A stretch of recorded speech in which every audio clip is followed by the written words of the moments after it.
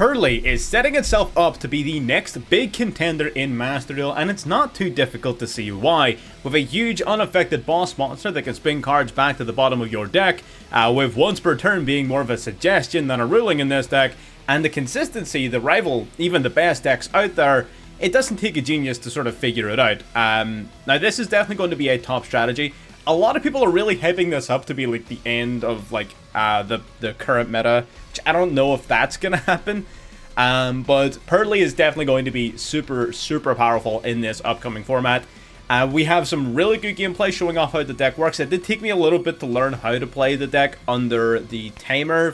Again, shout out to Grim in the Discord who helped me an awful lot with this deck in particular. It took me some coaching from Grim as well as a lot of sort of play testing in my own time, but I finally figured this out and I've got it down pretty well. We've got a few games lined up here. Game number 1 is absolutely phenomenal. Game 1 shows off everything you need to know about Purrely. It shows off the absolute like full power turn 1 as well as a crazy turn 3 OTK.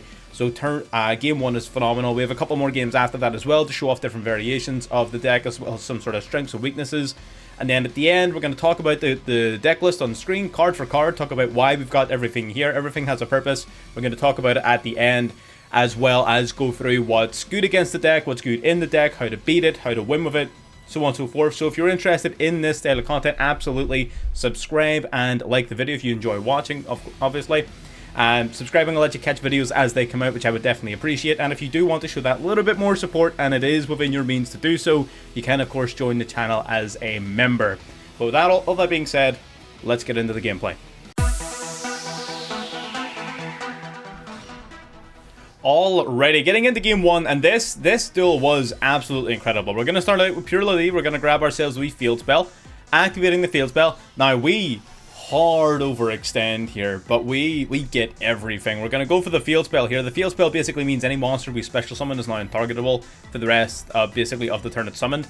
We're going to go my friend Purrely, pay 500, going to reveal 3 copies of Delicious. We got 2 copies of Sleepy in hand, which is nuts. We got Brow in hand, which is awesome, because we can drop it to the graveyard off of any of our Purrely spells to special summon a Purrely from deck. And then we also get to draw a card off of the Brow. That was one of my biggest issues with the deck initially when I was playing it, is that it ran out of cards really quickly, and including Brow and Shadow Beast in the deck really helped fix that problem. So absolutely, that's why we're playing this. Plus, it's not once per turn either, which is great.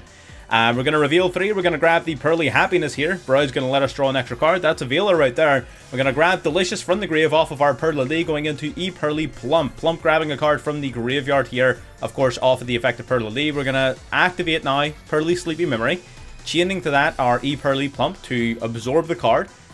The way in which all of your small exceeds work is that up to 3 times per turn, if you activate a Purrely Quick Play spell, they can suck up the card as material, which you need because your big Purrelys can be summoned on top of a monster that has 5 or more materials. So we're just about boosting up our Purrely here. We're going to summon out another Purrely, which, by the way, not once per turn. This card's incredible.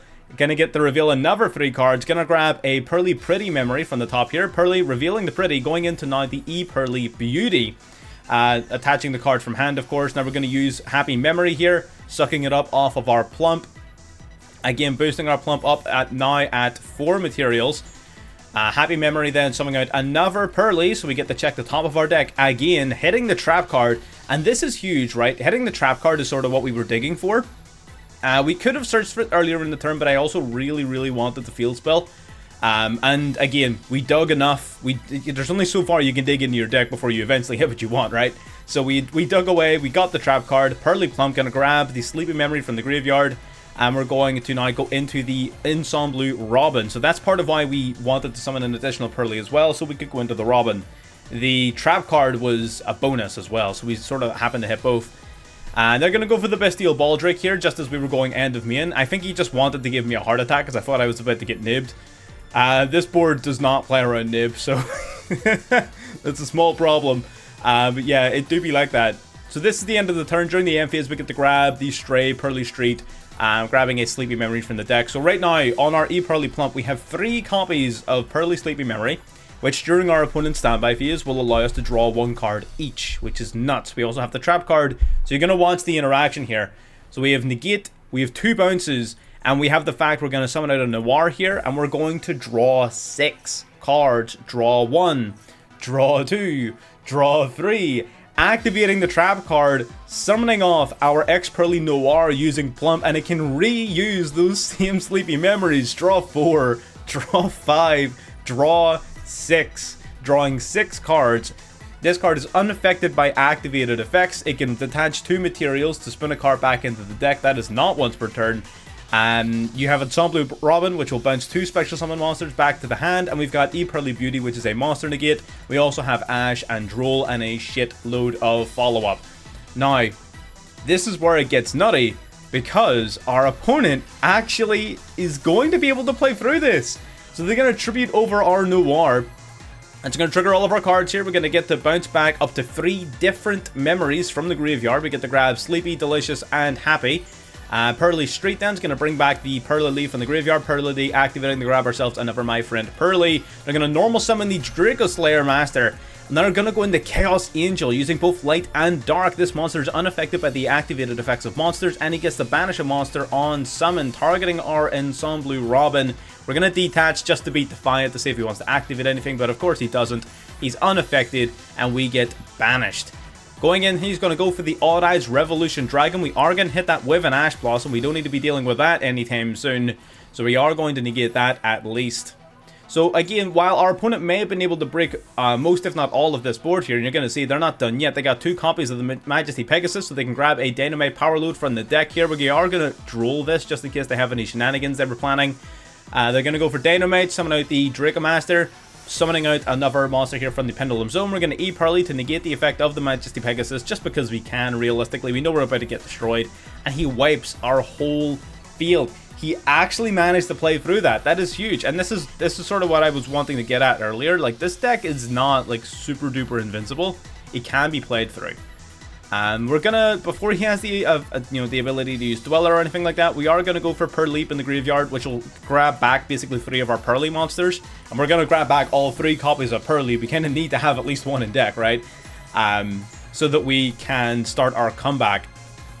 Shuffle them all back, which is great. We're running 2 of each extra deck monster, so we don't need to shuffle those back. We do draw in the Ash Blossom, which would be kind of nice, except we're planning on finishing this game this turn.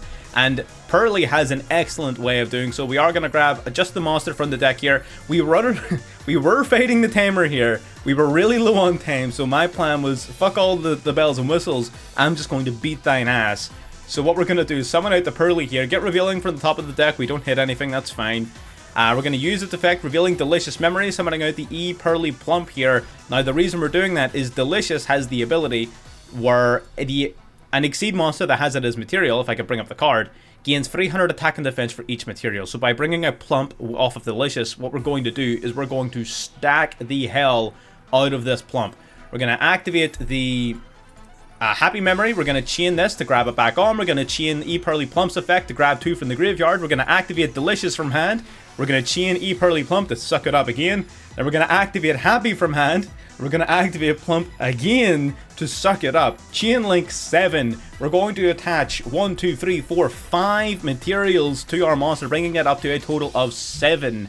So we're going to keep on boosting up our monster up to 26. And remember, each copy of Delicious is separately boosting. So we're up to 3,800. That is more than enough to get over the likes of the Chaos Angel here. But we're not stopping there. No, we're going in the Purrely Happiness, who's boosting up to 7,300 attack points. And you know the best thing is, this guy, when it attacks, your opponent takes 1,500 points of damage.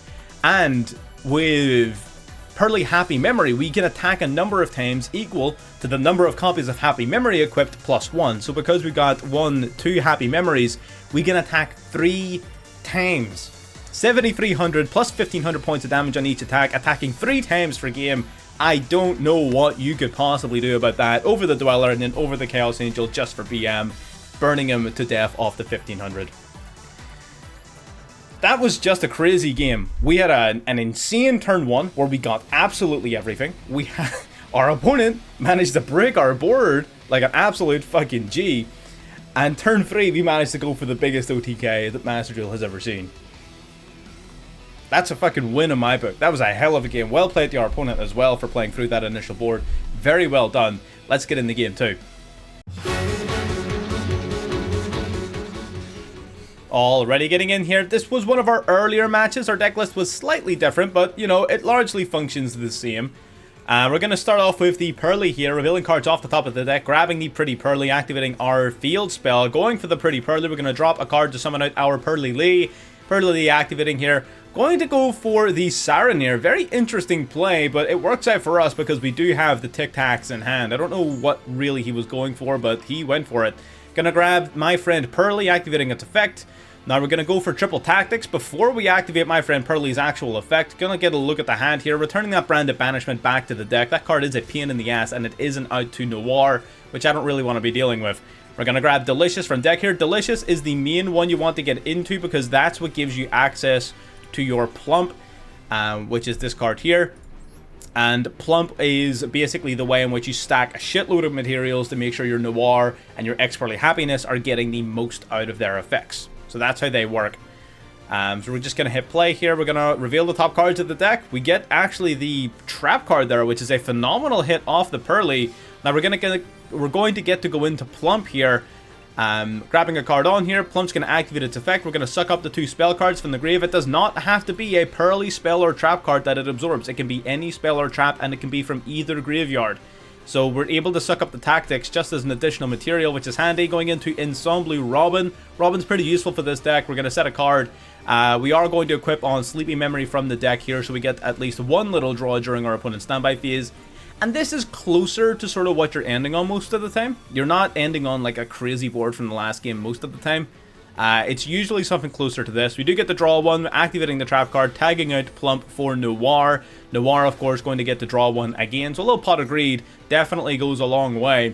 They're going to go for Branded Regain, that's fine. Allure of Darkness, that's fine. Draw 2, banish 1. Now, because every card that we knew they had in their hand has now been played. So we have no idea what's in their hand. They have a completely new set of cards.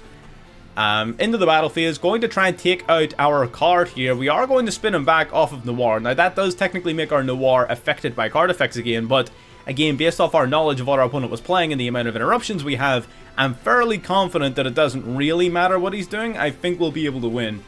Noir still has the ability to spin 2 more cards. Ensemble has the ability to bounce 2 more cards. So all in all, I'm feeling pretty confident. We are going to go for the Branded Fusion here, going into Rindbrum, the Striking Dragon. Now, this puts us in a bit of a tough spot. We are going to activate Ensemble to bounce it. He is going to chain. We're going to chain to that, though, our Noir. We're going to bounce the Rindbrum back off the Noir. So now he's forced to make a choice. He does get to get rid of one of our monsters, and he is going to choose to get rid of the Noir, which is absolutely fine. We still have the Ensemble at least. Our field spell grabs us back a bunch of our cards from the graveyard. Or sorry, no, the field spell summons a Purrely from deck. Our continuous spell grabs us back all our memories from grave. And then next turn we just set the whole board up again, right? Incredible. And Branded just couldn't keep up with the recursion. So there you go. Taking an easy dub against another top tier deck. Let's get into game 3. So the last thing I want to do is jump on the bandwagon of Purrely is the best deck in the game. Purrely is going to be top tier, tippy top. We're up against Sprite here, and you're going to see very quickly what the limitations of Purrely are. We are going to hit that sprint with a Veiler, of course. Kashtira is a bit of a problem. This game sort of prompted me to think about maybe adding a third Noir. Because that is, of course, a damn threat in getting rid of all our Noirs. You can maybe tag out a Downward Magician. He's got the Tic Tacs in hand. Tic Tacs in the starter. Starter bringing out the blue. Blue then searching the deck for the Jet. And again, we've all seen Sprite a million times. We're going to go for Jet here, grabbing the Smashers. Exceed off into Gigantic, summoning out Swap Frog, sending Rodent Totem, linking off into Sprite Elf. Sprite Elf, bring back the Swap Frog. Going to use it again to send a Dupe Frog to the grave, interestingly enough. We're going to banish the Dupe Frog for the Ronin Totem. Bringing out Masquerena. Going to use Ronin Totem yet again, bringing it out once more. Set 2 and pass. So this is a pretty standard Sprite end board. And oh boy, can Purrely not fuck this shit up. So again, these types of boards are just incredibly difficult. We're going to go for Pretty Memory here. Of course, he's got Maxi. We try to bait him into... We kind of try to bait him into doing some shenanigans here. I go for my Maxi, hoping he would activate Sprite Elf, and then I could chain my callback to Sprite Elf to negate his Maxi. Because if I just activate Callback right now, he's just going to protect it using Sprite Elf. He's going to bring it back from the graveyard, Called by Fizzles, doesn't do anything. So by using my Maxi, I'm hopefully baiting him into using his Sprite Elf to bring something back before he's punished by Maxi. But unfortunately our opponent didn't take the bait. So they allow Maxi to resolve here, fair enough. Pretty memory, we're going to summon out the Purrely. Brow activating Chain Link 1. Unfortunately, you cannot chain block using Brow. This is a mandatory activation. This is not, essentially. So because this is mandatory, this activates first. Because this isn't, this activates second. So you do not get the chance to chain block your Purrely using Brow, although that would have been sick. They are, however, going to respond with Unicorn and Called By, so it wouldn't have mattered much either way. Bringing back the Sprint from the graveyard, that's when we're going to use our Called By the grave, because we're going to get some value out of it at least. So we are going to, of course, banish that Sprint. Sprint is a bit of a threat because he still does have Gigantic on board, so that would have given him the ability to bounce one of our cards back to hand. And we don't have enough cards to be really dicking about with that sort of thing right now. They got rid of our second Noir, which was brave. I probably would have gotten rid of Zeus, but, you know, to each their own. Negating the Brow off the Called By, we're going to go for now my friend Purrely. My friend Purrely getting banished by the Sprite Smashers here. Banishing starter from the graveyard, so we can banish a level 2 on his board by Ronin Totem by our friend Purrely. And just like that, we're in a position where we don't exactly have a lot we can do here. They're going to go Mask Arena in response to our Purrely's effect activation, and they're going to link off into the Goddess of the Closed World. Now that is, of course, a damn threat right there. We go for Happy Memory, but it doesn't matter. We just have to pass it up. The deck is not insurmountable. It has some of the same problems that most decks have. Trying to play into these crazy, insane turn 1 boards is still going to be exceptionally difficult, even though you do have some really good tools for going second. As people get more used to the strategy, those tools are going to become less and less prevalent, and the deck will struggle going second more and more. At the minute, it sort of has a bit of surprise factor, but even already some people are sort of clicking on and they know what to target and they know what to aim for to stop that from happening. We simply here did not have the resources to break a Sprite board. But as the meta develops and as people get used to Purrely, its choke points are going to become more apparent, and it does have some major choke points. So as it develops, I imagine those becoming more under control. But either way, let's get into the deck profile and we can talk about those choke points so that you know how both to play Purrely and how to beat Purrely. Okay, so as a brief overview of the deck, what exactly is your objective? Well, your objective is you want to summon out the likes of your X-Purrely Noir. If you're going first, your objective is to use X-Purrely Noir, and you're going to give it at least 5 materials, which makes it unaffected by activated card effects, sorry. Or monster effects or card effects? I think it's card effects. Either way, so it becomes unaffected, and it can detach 2 of its materials, not once per turn, to bounce a card back to the bottom of your opponent's deck. So it becomes multiple bounces as well as an unaffected huge beat stick, right? Which is kind of nice, you know, sometimes it's nice to have something like that to rely on. And a lot of the tools in the deck are basically built purely to facilitate that end.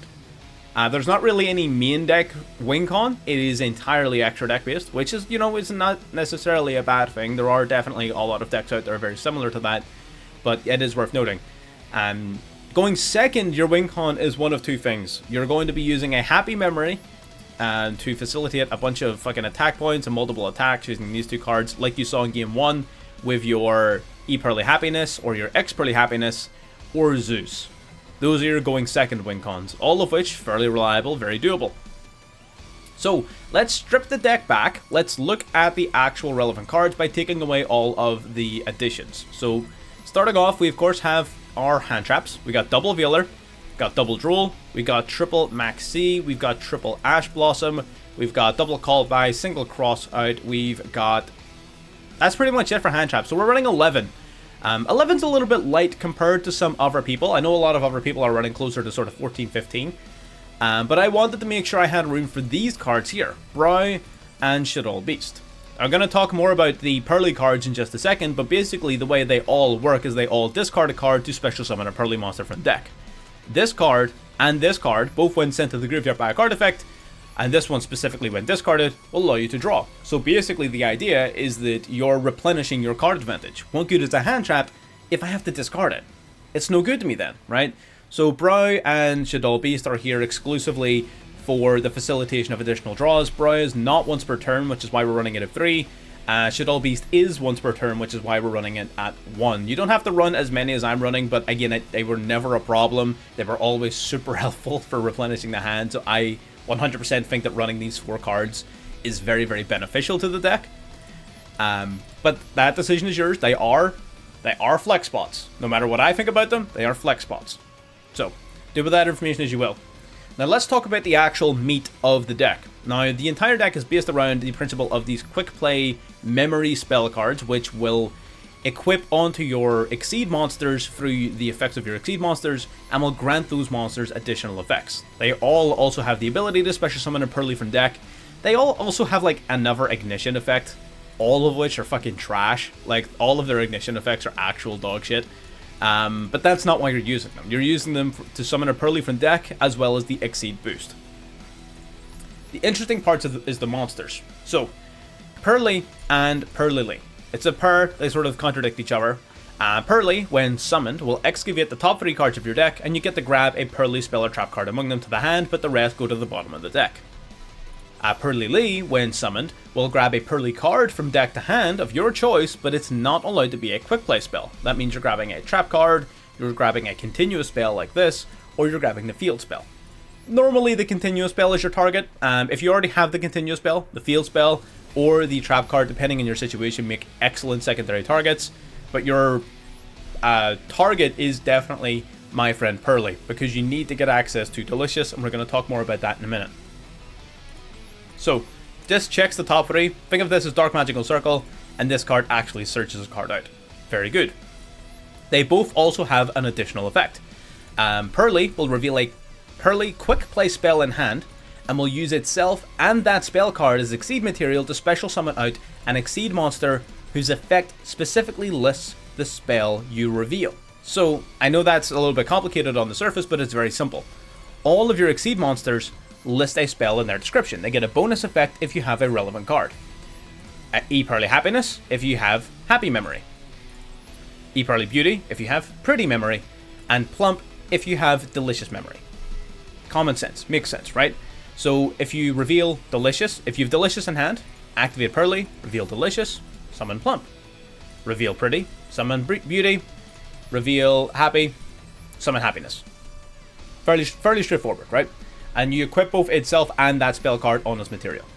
Purrely does something very, very similar, except it uses the graveyard and not the hand. So you will target a Delicious in graveyard to summon a Plump. Target Pretty, so on and so forth, right? Does the same thing.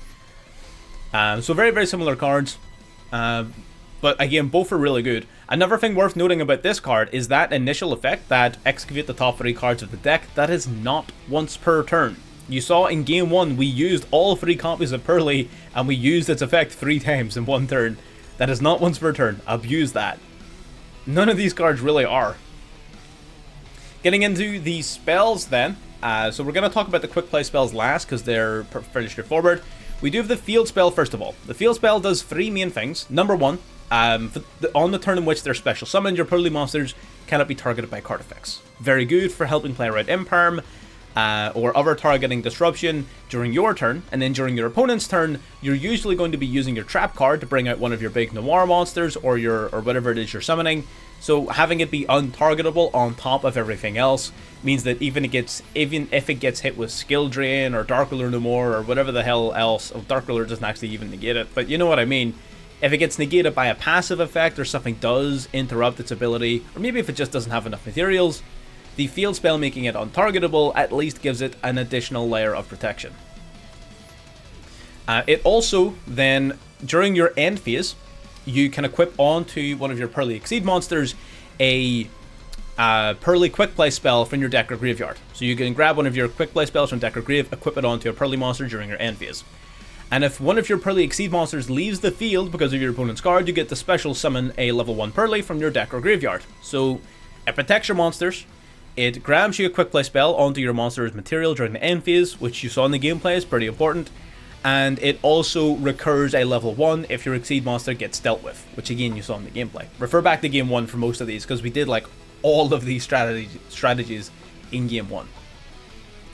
We got My Friend Purrely. My Friend Purrely will basically allow you to reveal 3 Purrely cards with different names. 3 Purrely cards from the deck, and your opponent has to pick one of them and add it to your hand. So normally you're just going to reveal 3 copies of the same card, and then you're going to search that card, right? Because your opponent has to pick it.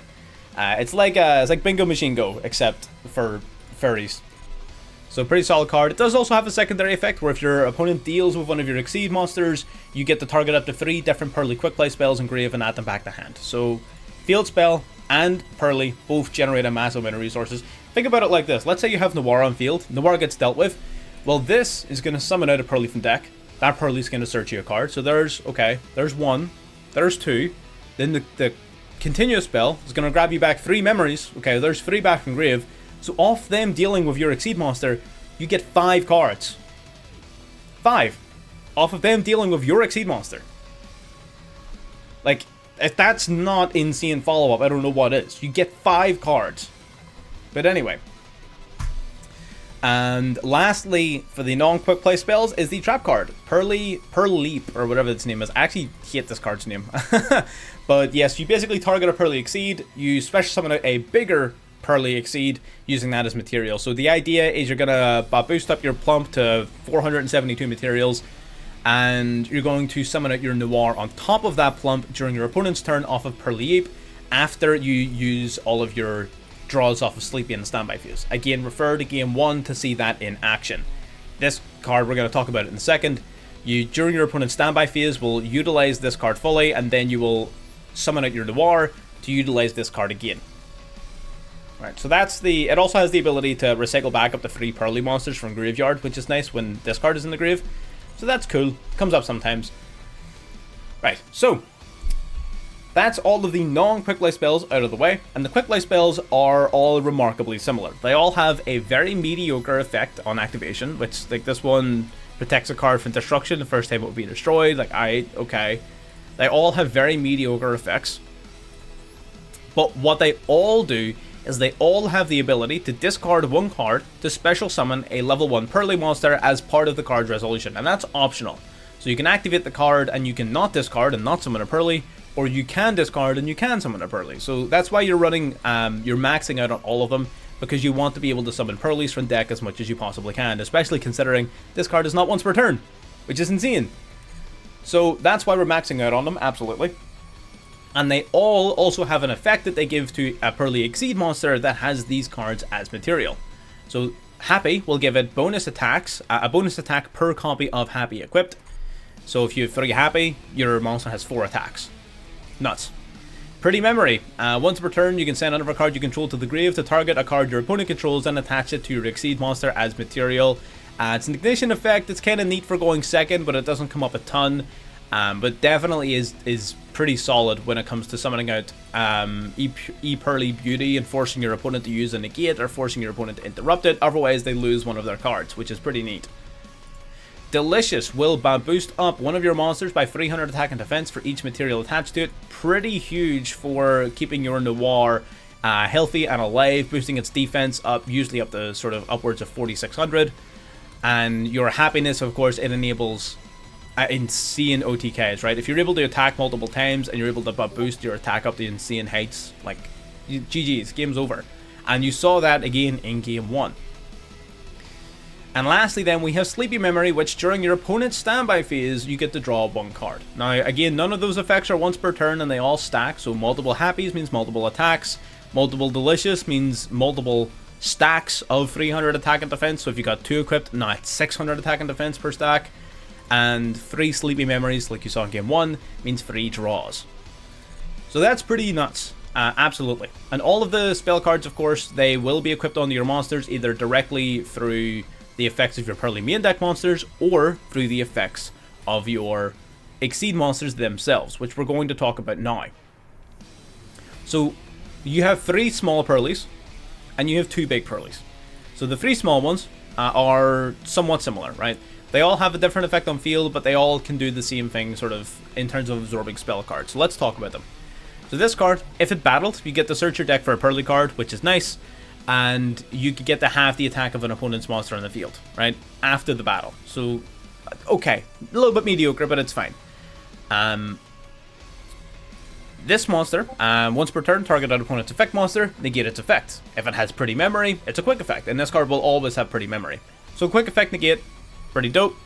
And plump, once per turn, will target 2 spells or traps in the graveyards and attach them, and it becomes a quick effect if it has delicious memory equipped. Pretty good. So those effects are all very, very decent. Plump especially because, remember, the whole idea is to stack a shitload of materials. Now, they all also have another effect, where up to 3 times per turn, for all the same, you get to, in response to the activation of a Purrely quick play spell, one of yours specifically, you get to absorb that spell, and then you get a bonus effect. So Happiness will absorb the spell, then bounce a spell or trap your opponent controls back to hand. Decent for dealing with certain floodgates. You have Beauty, which will change the battle position of an opponent's monster after absorbing a spell card. And Plump will banish a monster on the field after absorbing a spell card. So actually, Plump's effect, I think people underrate how fucking nutty Plump is, even just by itself, like minus Noir, minus all this other shit, being able to quick play banish 3 times. But the monster that you banish does come back, but still, like, you can banish 3 times per turn. You just set these cards on the field, and then suddenly Plump has 3 banishes built in. That's pretty fucking nuts. But anyway, I'm getting sidetracked. So they all sort of do that same thing where they steal materials and boost themselves up as high as they can. Right, and why is that relevant? Well, it's relevant because X-Purrely Happiness and X-Purrely Noir, your big 2, all gain their main effects whenever they have 5 or more materials. You can also summon them on top of a rank 2 monster with 5 or more materials. So if you boost up your Plump to 5 or 6 or 7 materials, you can just summon your X-Purrely Happiness or your X-Purrely Noir on top of it, like you saw in Game 1.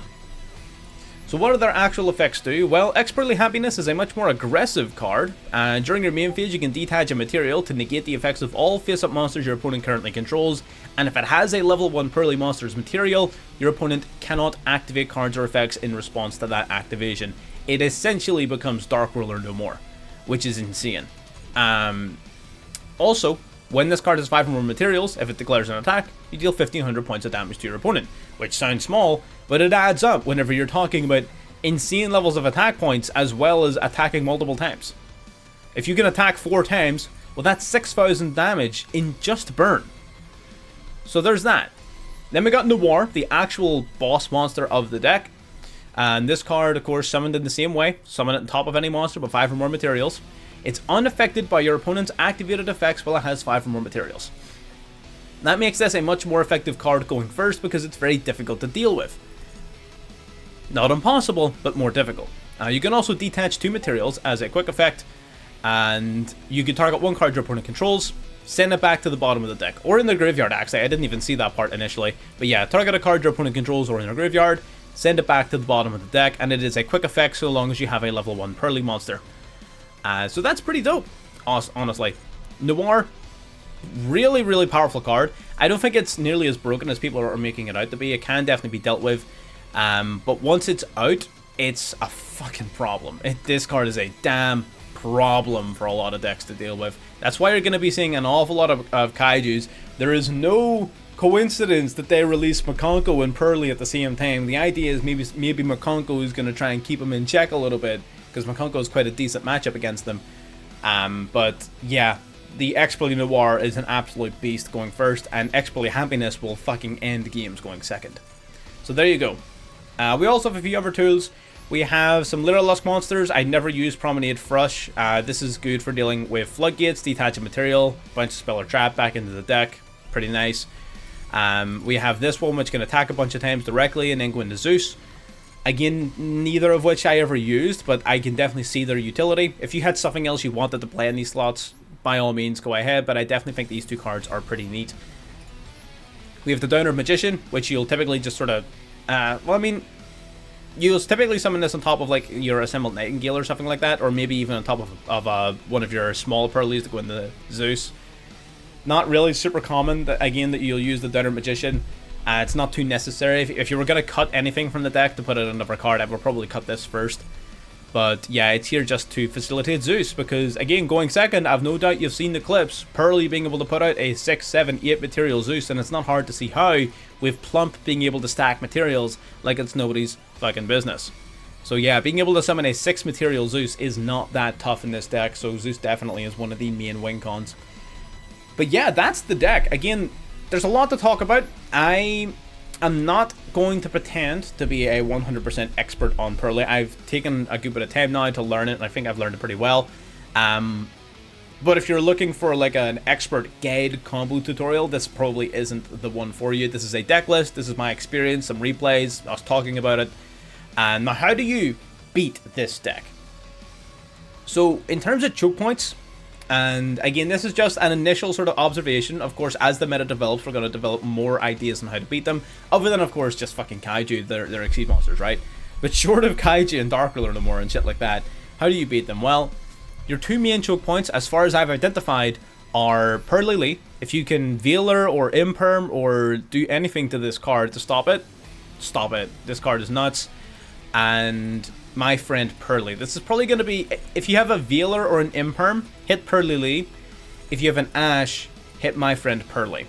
Although Purrely is also a pretty good Ash target if you don't have Veiler or Imperm or Droll. So it's up to you. Honestly, which one you hit. This card is definitely the biggest choke point of the deck. If you have a Veiler or an Imperm, you can really hurt their end board by negating this. Of course, my friend Purrely is a good secondary Ash target if you've already negated this, or maybe you have both Imperm and Ash in hand and you can use both. Absolutely, this will be your next target. But that's everything I have to say on the deck. Again, really not all that complicated. It is actually, unironically, a lot of fun. I didn't expect to enjoy it as much as I did, and I will be playing this deck more in the future. Maybe even on our next stream, which will be Thursday, as you're seeing this, and that will be our final stream until mid-November. So if you want to catch us here for our last stream, absolutely jot down the date, hop into the Discord. It'll all be well announced and well managed and well coordinated, so don't worry about that. If you want to catch us on our final stream, hop in on Thursday. But yeah, that wraps us up here for today. Subscribe if you haven't, like if you haven't, and you got this far. Check out one of the other videos on screen if you want to see more decks from us, some of our more intricate deck profiles for other decks. Absolutely, pick one of them up, a lot of fun, and I'll see you next time. Bye bye.